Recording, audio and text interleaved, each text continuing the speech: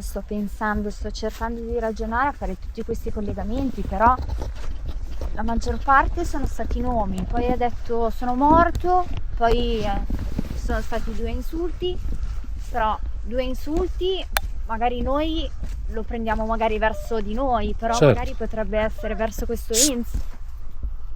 Voce, avete sentito? No, no, io no. Hai sentito Joe? Eh, Era una voce femminile. Ah sì? Sì, era tipo ah ah così. Bravo, sì, sì, sì, sì.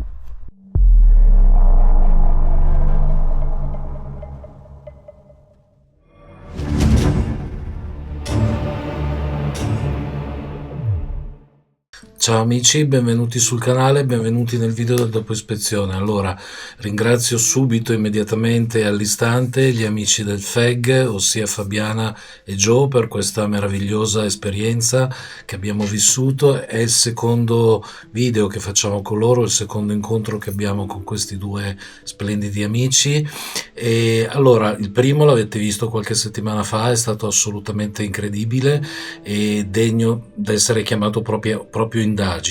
Il secondo, ossia quello che avete visto lunedì, è stato un incontro particolare. Parto dal presupposto che mi sono incontrato con loro per una cotta, fumante e buonissima pizza nel nostro, diciamo, nella nostra sede operativa, perché noi abbiamo ormai una pizzeria consolidata e quindi ci siamo voluti ritrovare per condividere una serata, insomma. Solo che poi il vizietto ci ha portato a un certo punto aprire il telefono, schiacciare randonautica e provare a vedere dove caspita portava questa benedetta randonautica.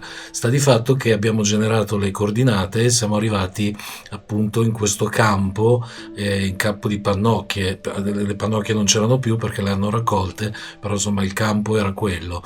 E onestamente siamo partiti molto goliardici, con l'idea appunto di non trovare niente, farci due risate e tornare a casa insomma dopo quattro risate. Invece avete visto che cose ne sono successe. Dirvi che cos'è stato non lo sappiamo, non lo so e non lo sappiamo, però è anche vero che in base a molte risposte che sono state fornite dal generatore di parole, il quale ovviamente, lo diciamo sempre ma continuiamo a ripeterlo, è un generatore random, quindi non sono frasi, le parole pilotate da qualcuno che le solleciti, perché comunque il microfono del telefono in questo caso non ha come dire influito, perché non è non è consentito l'uso del microfono, però insomma sono sempre apparecchi che lasciano magari un po' il tempo che trovano, però spesso e volentieri questi apparecchi ci hanno aiutato e mi viene da dire che dopo questa serata in particolare sono partiti una serie di nomi propri. Ecco, i nomi propri, se ci seguite sapete benissimo che non ce ne sono quasi mai. Lì addirittura ce n'è stata una sfilza di 5 o 6. Le sensazioni non sono state bellissime per nessuno, né per me, né per Fabi, né per Joe, e per cui ci siamo cominciati a fare delle domande. E poi il K2, ragazzi, il K2 io così attivo non l'ho mai visto. Avevamo ovviamente i telefoni offline, quindi in modalità aerea. Lì non c'era assolutamente niente. Di solito, ecco, lo diciamo e l'abbiamo anche detto nel video del lunedì, nei campi così all'aria aperta ci sono spesso e volentieri quelli che sono i tralicci della corrente. Basta che insomma vi guardiate intorno quando viaggiate, vedete che nei campi proprio sono pieni i campi stessi di questi tralicci. Però nella fattispecie, nel nostro caso, non c'era assolutamente nulla, non c'era un traliccio, i pali della corrente, i pali della luce erano all'interno del paese e quindi molto distanti da noi, e ci voleva altro che un K2 per captarli, per cui era assolutamente strano quello che ci è successo. Abbiamo fatto tante ipotesi, avete visto, forse Fabiana è stata la persona che ha avuto più intuizioni, perché ha subito iniziato a pensare a un qualche cosa che avesse a che vedere con una violenza fatta sulle donne, tanto che questo Enzo, questo nome ricorrente che è uscito per ben 2 volte tra l'altro nel generatore di parole, sembrava quasi essere il colpevole di qualcosa. Poi ovviamente ragazzi non sappiamo niente, quindi è inutile che stiamo qua a raccontarci le barzellette, però di sicuro quello che quando Fabiana sollecitava qualcosa e qualcuno insomma affinché ci potesse dare risposte, avete visto che le risposte non sono mancate. Indagine strana, particolare, dico indagine perché poi ripeto da randonautica è diventata un'indagine. Adesso ci siamo ripromessi con Fabio e Joe di prendere informazioni sul territorio dove eravamo appunto lì, insomma nel territorio dove stavamo facendo questo gioco, diciamo così, perché magari dalle informazioni storiche, andando magari in comune a trovare come dire, dei cenni storici del paese, si riesce anche a sapere qualcosa in più. Magari c'è stato un asilo, come era stato ipotizzato a un certo punto durante il nostro cammino in questo campo, oppure magari salta veramente fuori qualcosa che ha a che vedere insomma, con uno stupro, insomma, mi si perdoni questa brutta parola che facevo anch'io io stesso fatica a dirla. E insomma proveremo a vedere se qualcosa lì è successo. Ci siamo tra virgolette ripromessi anche di tornarci in questo posto perché comunque è interessante. Quando siamo andati via ci siamo un po' guardati in faccia e ci siamo detti caspita, ma veramente c'è successo quello che c'è successo? Perché a volte uno parte con l'idea di divertirsi e poi torna con qualcosa di più pesante sulle spalle. E insomma è stata una serata particolare.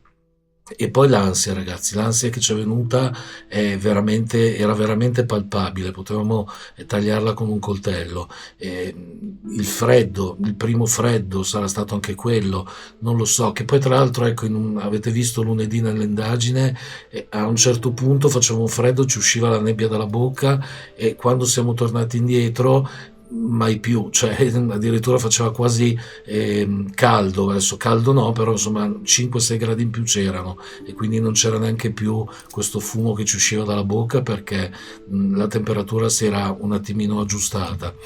E poi la cosa particolare, ragazzi, è che quando siamo andati alla fine di questo sentiero, chiamiamolo sentiero, e quindi ci siamo affacciati verso il paese, ecco lì il K2 era morto e doveva invece a un certo punto impazzire perché eravamo sotto dei pali della corrente, invece era del tutto fermo.